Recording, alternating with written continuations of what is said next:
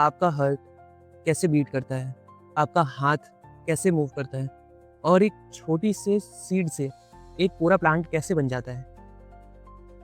तो क्या आपको लगता है कि हमारे बॉडी में क्या जितने सेल्स हैं, सब बिल्कुल एक जैसे हैं? सब बिल्कुल एक जैसे दिखते हैं? ठीक, अगर आप बोलोगे हाँ, तो इसका जवाब है नहीं, ऐसा बिल्कुल नहीं है। हमारे बॉडी में या प्लांट के बॉडी में बहुत सारे वैराइटीज़ ऑफ सेल पाए जाते हैं और ये जो वैराइटीज़ ऑफ सेल हैं, ठीक, इनका फंक्शन अलग-अलग होता है। जैसा मैंने आपको एग्ज़ाम्पल बताया कि जो आपका हार्ट है, वो बीट करता है और आपका जो हाथ है, वो मूव करता है। तो दोनों ही एक तरीके का मूवमेंट शो कर रहे हैं, बट क्या दोनों सेम हैं? जी नहीं, दोनों सेम नहीं हैं। दोनों हाथ हमारे हाथ में और हमारे हार्ट में अलग-अलग तरीके के सेल्स हैं। और अगर आप मान लो कोई ग्रोइंग टिश्यू मान लो, जो लाइफ है वो एक सेल से शुरू होती है, चाहे वो ह्यूमन की लाइफ हो, चाहे प्लांट की लाइफ हो, ठीक? तो एक सेल से पूरी बॉडी बन जाती है। तो ऐसा कैसे होता है? ये जो सेल के पास कौन-सा ऐसा फीचर होता है, कौन-सी ऐसी एबिलिटी होती है कि इसके पास इतनी ज़्यादा डिवाइडिंग कैपेसिटी होती है कि ये पूरी एक बॉडी बन जाती है। उसी तरह जो हार्ट का मूवमेंट है, हार्ट में जो कॉन्ट्रैक्शन हो रहा है और जो मसल्स में, हमारे हाथ पैर के मसल्स में कॉन्ट्रैक्शन हो रहा है, उसमें भी फ़र्क है। तो इस फ़र्क को लाने के लिए, इस अलग तरीके के फंक्शन को परफ़ॉर्म करने के लिए, हमको नेचर ने अलग-अलग तरीके के सेल्स दिए हैं, ठीक? और वही सेल्स जब एक साथ, वही एक जैसे सेल्स, जैसे मान लो आपके हार्ट में एक तरीके के सिमिलर सेल्स होंगे, ठीक? जो आपके हार्ट को बीट करने में मदद करते हैं, हार्ट बीट्स के लिए रिस्पॉन्सिबल हैं। तो ऐसे ग्रुप ऑफ सिमिलर सेल्स जो एक फंक्शन परफॉर्म करते हैं, कोई स्पेसिफिक फंक्शन परफॉर्म करते हैं, उनको टिश्यू बोलते हैं। ओके, तो टिश्यू क्या है? एक ग्रुप ऑफ सेल्स को हम बोलते हैं। ओके, तो आपके जो हाथ पैर के जो सेल्स होंगे वो अलग तरीके के होंगे, बट सब एक जैसे होंगे, ठीक? उनके ग्रुप को हम टिश्यू बोलेंगे। जो हार्ट का ग्रुप ऑफ सेल्स होगा, जो अलग तरीके का फंक्शन परफॉर्म करेगा, वो भी एक अलग तरीके का टिश्यू है। हार्ट वाले को हम मायोकार्डियम बोलते हैं और जो हाथ पैर के जो मसल्स हैं, उनको हम स्केलेटल मसल्स बोलते हैं, ठीक? उसी तरह जो प्लांट के अंदर, जो मैंने बात करी थी, प्लांट के अंदर जो डिवाइडिंग सेल्स होते हैं, जिनसे पूरा प्लांट बन जाता है, एक बीज से पूरा प्लांट बन जाता है, ऐसे सेल को हम मेरिस्टेम बोलते हैं, ठीक? मेरिस्टेम। तो आइए हम चैप्टर को शुरू करते हैं। मेरा नाम है सत्यम और मैं आपके एनसीईआरटी का जो साइंस थर्ड चैप्टर है, NCERT exploration, tissue in action, उसको पढ़ेंगे। तो आपको ये पढ़ना क्यों ज़रूरी है? टिश्यू आपको पढ़ना क्यों ज़रूरी है?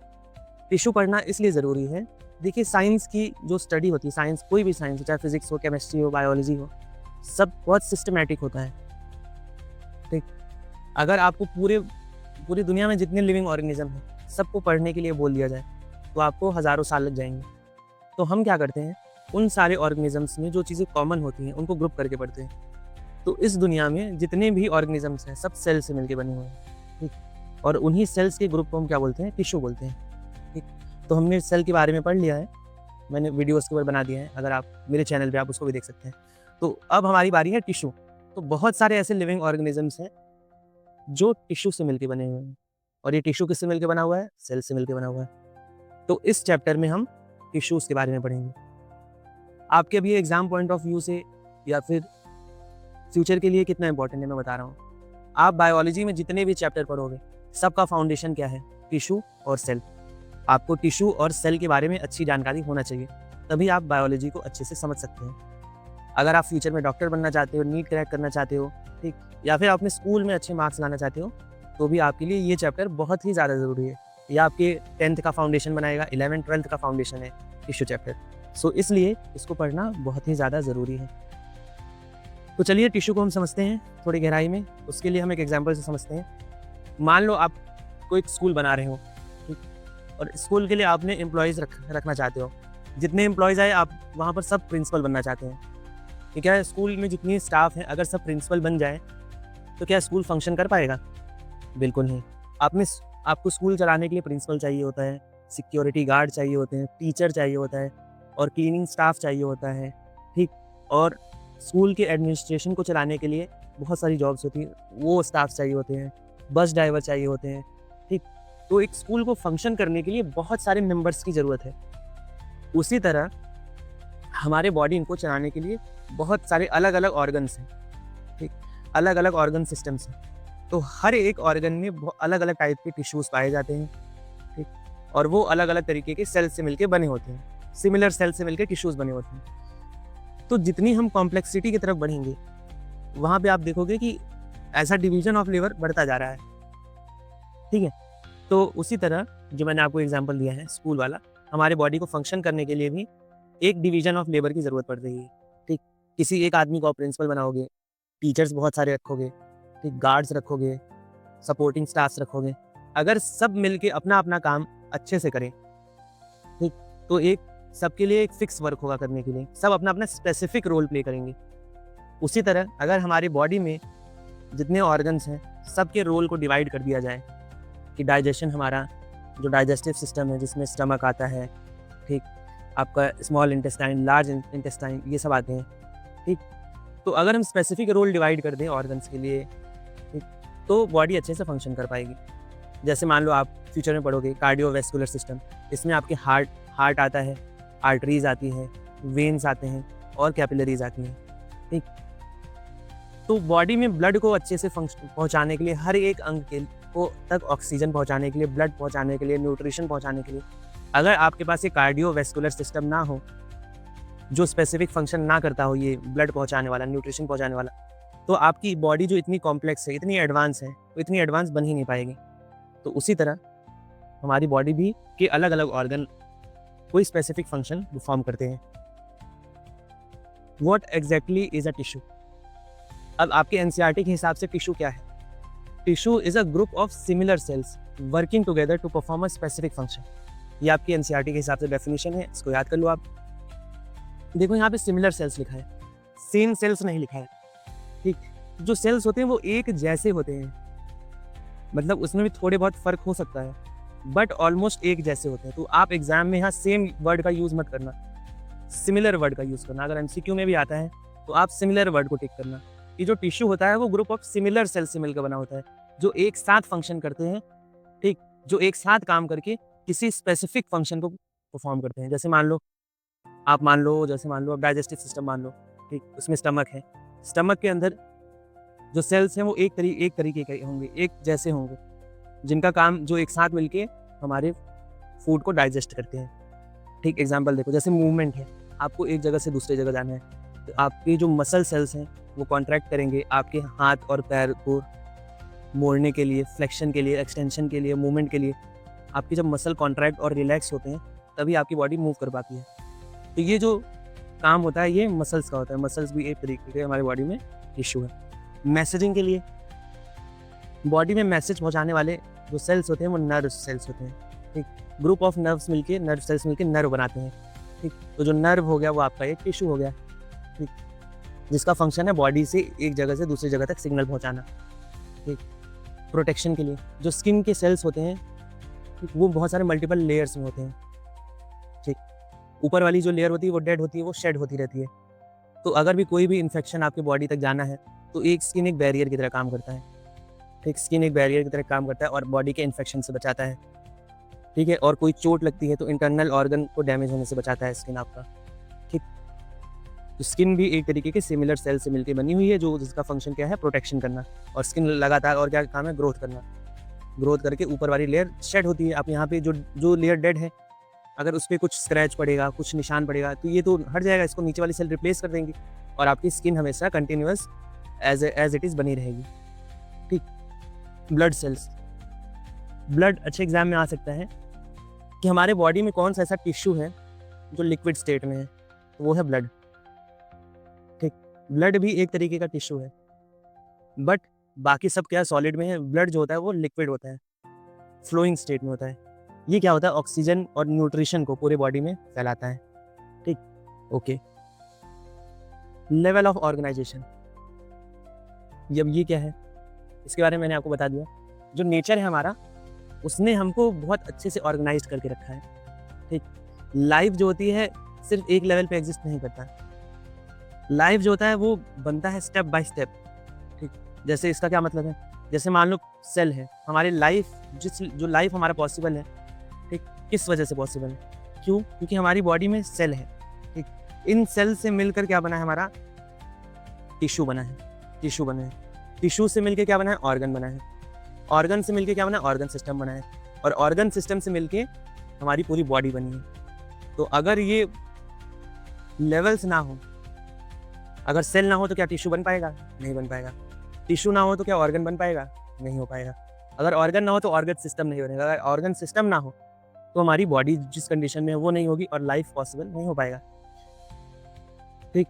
जो हम इतने कॉम्प्लेक्स चीज़ें परफॉर्म कर लेते हैं हमारी ये बॉडी की वजह से। ये जो डिवीजन हुआ है, ये जो लेवल हुआ है, लेवलिंग हुआ है, ये इसी वजह से है। क्योंकि हम अपनी लाइफ में बहुत सारे कॉम्प्लेक्स चीज़ें परफॉर्म कर पाते हैं।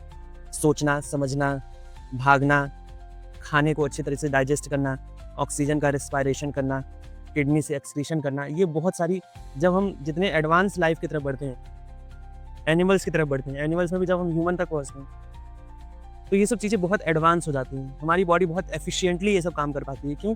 क्योंकि हमारी बॉडी में ऑर्गन सिस्टम है, ऑर्गन है और सबका एक स्पेसिफिक रोल बटा हुआ है, ठीक। तो इसलिए ये लेवल बहुत ज़रूरी है। ओके, ये मैंने आपको बता दिया है। ओके, अब देखते हैं division of labour. Division of labour क्या है? डिवीजन ऑफ लेबर, लेबर मतलब काम और डिवीजन मतलब बंटवारा। तो हमारी बॉडी में जितने भी फंक्शन होते हैं सबको अलग अलग ऑर्गन्स के लिए डिवाइड कर दिया गया है। देखते हैं।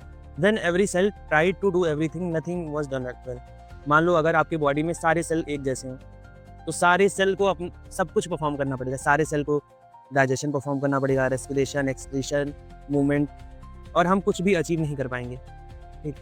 तो इसीलिए इसी दुविधा को हटाने के लिए नेचर ने हमको ऐसा बनाया है कि बॉडी को अलग अलग काम, बॉडी के अलग अलग ऑर्गन्स को अलग अलग काम दे दिया है, डिवाइडेड एंड स्पेशलाइज्ड कर दिया है।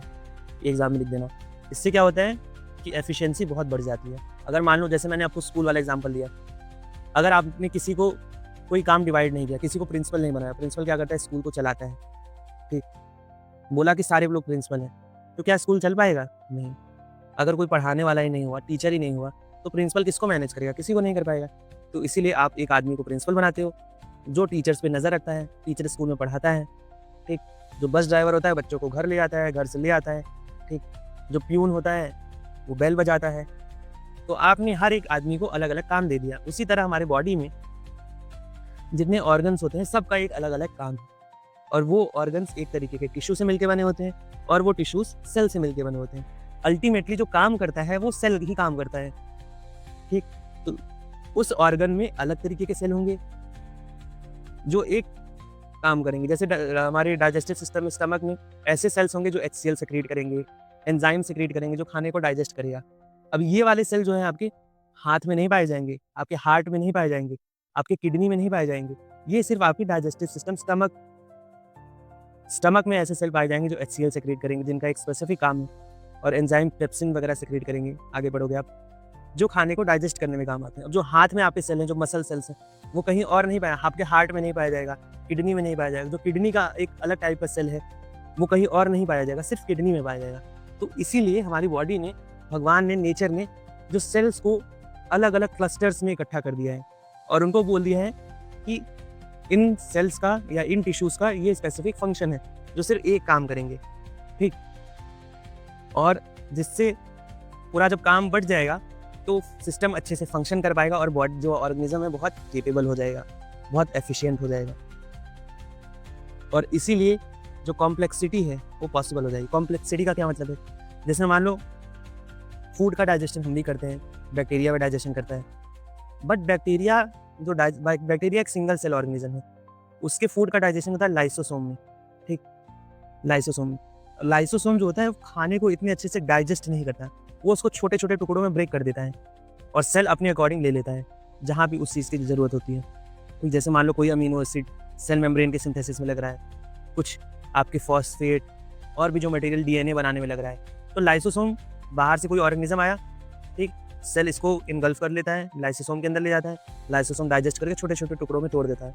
तो ये डाइजेशन इफेक्टिव डाइजेशन नहीं है।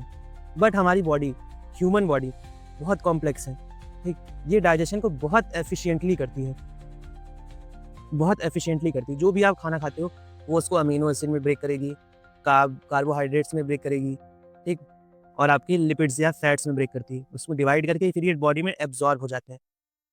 तो ये जो कॉम्प्लेक्सिटी आई है, हमारा जो डाइजेस्टिव सिस्टम है उसमें मिलियंस बिलियंस ऑफ सेल है, बट जो बैक्टीरिया वो सिंगल सेल है, तो वो क्या इतने अच्छे से काम कर पाएगा? नहीं कर पाएगा।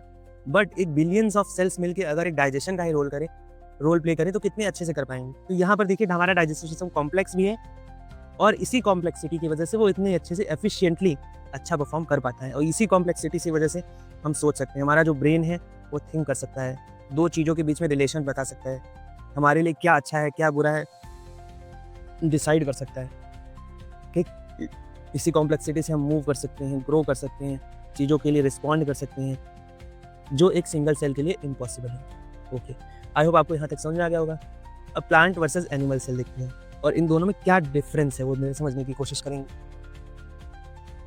जो प्लांट और एनिमल सेल्स हैं, अगर आप खुद सोचो, प्लांट क्या करता है? प्लांट एक जगह पर रुका होता है, फिक्स्ड इन वन प्लेस होता है, need support, water transport, food production.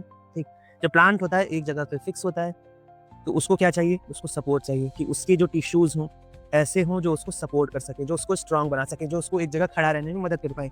अगर एक इंसान को बोल दिया जाए कि तुमको ज़िंदगी भर बस खड़े रहना है एक जगह पे, तो क्या इंसान खड़ा रह पाएगा? नहीं, क्योंकि हमारे पास वो टिश्यू सिस्टम ही नहीं है कि हमको एक जगह पे फिक्स किया जा सके। हम 1 घंटे, 2 घंटे, 4 घंटे, 5 घंटे में थक जाएंगे और हमको बैठना पड़ेगा। ठीक, बट प्लांट के पास कुछ ऐसे सपोर्ट सिस्टम होता है जिससे वो लाइफ टाइम खड़ा रहता है, एक ही जगह पे फिक्स रहता है। ओके, प्लांट के लिए जो रूट्स होते हैं वो वाटर का ट्रांसपोर्ट करते हैं। अगर वो एक जगह फिक्स है तो कहीं जाके पानी नहीं पी सकता तालाब में, तो नेचर ने उसको रूट्स दिया है कि वो ज़मीन के अंदर से खुद के लिए वाटर एब्जॉर्ब कर लेता है। प्लांट जो होता है अपना फोटोसिंथेसिस से खुद खाना बना लेता है। ठीक, उसको किसी और एनिमल या प्लांट को खाना नहीं पड़ता। वो सनलाइट, वाटर, ठीक, कार्बन डाइऑक्साइड को यूज़ करके खुद का अपना फूड का प्रोडक्शन कर लेता है। उसको किसी और एनिमल या प्लांट के ऊपर डिपेंडेंट नहीं होना पड़ता है। ठीक, तो इन सब चीज़ों को करने के लिए प्लांट के अंदर अलग तरीके के सेल्स होंगे, जबकि हम एनिमल्स के अंदर हम क्या एक जगह से दूसरी जगह मूव कर सकते हैं। हमारे पास मसल्स हैं, बोन है, जो हमको मूवमेंट में हेल्प करती हैं। हम थिंक कर सकते हैं, किसी चीज़ को सोच सकते हैं। हमारे पास नर्वस सिस्टम है, स्पेशली ब्रेन है, जो हमको सोचने की आज़ादी देता है। हम जिससे सोच सकते हैं, चीज़ों को फील कर सकते हैं। ठीक, बट प्लांट के अंदर कुछ अलग एबिलिटीज़ हैं, ह्यूमन के अंदर अलग एबिलिटीज़ हैं। तो इन सब एबिलिटीज़ को फुलफिल करने के लिए इनके पास अलग टाइप के टिश्यूज़ हैं। जैसे प्लांट में मेरिस्टेम होते हैं। मेरिस्टेम क्या होता है? ये प्लांट को ग्रो करने में हेल्प करता है। जाइलम है, जाइलम को आप जल से याद रखें, जल मतलब पानी, तो जाइलम जो होता है वाटर ट्रांसपोर्ट में हेल्प होता है। फ्लोएम को आप से फूड की तरह याद रखो, ये प्लांट को फूड के ट्रांसपोर्ट में यूज़ होता है। ठीक, पैरेन्काइमा इसकी जो ग्रोथ या फिर जो स्टोरेज होते हैं उसके लिए यूज़ होता है। कोलिनकाइमा इसको फ्लेक्सिबिलिटी प्रोवाइड करता है। स्क्लेरेनकाइमा इसको हार्डनेस प्रोवाइड करता है, जिसकी वजह से एक जगह पे ये खड़ा रहता है। ओके, हमारे बॉडी में मूवमेंट के लिए मसल है, सोचने के लिए नर्वस सिस्टम है, ट्रांसपोर्ट के लिए ब्लड है, और एपिथेलियल सिस्टम है, जो स्किन है वो एपिथेलियल सिस्टम है, वो हमको प्रोटेक्शन प्रोवाइड करता है। ओके, तो प्लांट और एनिमल में डिफरेंस लिखने के लिए आएगा तो आप ये लिखोगे कि प्लांट जो है, प्लांट के अंदर सबसे पहले ये लिखोगे प्लांट के अंदर सेल वॉल होता है और प्लांट एक जगह पे रूट होता है। एनिमल के अंदर सेल वॉल नहीं होता, तो एनिमल्स होते हैं मूव कर सकते हैं। फिर आप इनके एग्जांपल्स लिख सकते हो कि प्लांट के अंदर मेरिस्टम होता है, जाइलम होता है, फ्लोएम हो सकता है, पैरेन्काइमा, कोलिन, और एनिमल के अंदर ये सब गिना सकते हो और इनके फंक्शन गिना सकते हैं कि ये सब जो मेन कारण है, इन्हीं की वजह से प्लांट के अंदर डिफरेंस आता है। बट आप प्लांट जो एक जगह रूटेड होता है, फिक्स होता है, इसको मत भूलना, और इसके अंदर सेल वॉल होता है, इसको मत भूलना। सेल वॉल इसको रिजिडिटी प्रोवाइड करता है, और एनिमल के अंदर एनिमल मूव कर सकता है और इसके अंदर सेल वॉल नहीं होता, ये आप याद रखना। अब आपसे एमसीक्यू में एक और क्वेश्चन पूछा जा सकता है, कौन सा ऐसा एनिमल है जो मूव नहीं कर सकता? उसका एग्जांपल है स्पॉन्जेस। आप 11वीं क्लास में पढ़ोगी, जहां आपको प्लांट किंगडम, एनिमल किंगडम पढ़ाया जाएगा, वहां आपको स्पॉन्जेस का एग्जांपल दिया जाएगा। ये ऐसा एनिमल है जो मूव नहीं कर सकता। Animal can not move. Okay, ये याद रख लो आप। प्लांट टिश्यू मैंने आपको एग्जांपल बता ही दिया, सबका क्या रोल है। ये वाटर ट्रांसपोर्ट, जल, जाइलम जल वाटर ट्रांसपोर्ट करेगा, वाटर एंड मिनरल करेगा, रूट से अपवर्ड। और जो फ्लोएम है, फ से फल, सॉरी फूड, फर्स्ट आप फूड याद रखें, ये जो होता है फूड या sugar coat leaf, photosynthesis leaves में होता है, तो लीव्स में फूड बनता है और पूरे बॉडी में ट्रांसपोर्ट करता है। मेरिस्टम जो होता है एक्टिवली डिवाइडिंग सेल होता है जो प्लांट को ग्रो करने में हेल्प करता है। स्क्लेरेन्काइमा मैंने बताया प्लांट को हार्डनेस मैकेनिकल सपोर्ट प्रोवाइड करता है, जिसकी वजह से वो पूरे लाइफ टाइम एक जगह पे फिक्स्ड हो जा पाता है। एनिमल टिश्यू मैंने आपको बता दिया है, मसल आपको मूव करने में हेल्प करता है, फोर्स जनरेट करने में हेल्प करता है। जो नर्वस टिश्यू होता है इलेक्ट्रिकल सिग्नल्स को एक जगह से दूसरे जगह पहुंचाता है, जिसके वजह से हम बॉडी को कंट्रोल कर सकते हैं और कोऑर्डिनेट कर सकते हैं। Okay, connective tissue, connective tissue में आपका आता है ब्लड, बोन, कार्टिलेज। ये का ब्लड जो बोन और कार्टिलेज होते हैं इसका फंक्शन है क्या है, सपोर्ट। ब्लड का फंक्शन है ट्रांसपोर्ट। ब्लड ऐसा टिश्यू है जो है लिक्विड है। ओके, ये लिख लो आप, एमसीक्यू में आ सकता है। एपिथेलियल क्या होता है, cover and protect body surface and organ, ये भी मैंने आपको बता दिया है। ओके, तो अब ये बेसिक हम इन सब के बारे में पढ़ेंगे डिटेल में इस चैप्टर में, बट आप एक बेसिक फंक्शन याद कर लो, ठीक है। और इन्हीं सब से हमारी बॉडी पूरी बनती है। ओके, अब हम इस चैप्टर में क्या क्या पढ़ेंगे, प्लांट टिश्यू पढ़ेंगे, एनिमल टिश्यू पढ़ेंगे, ठीक।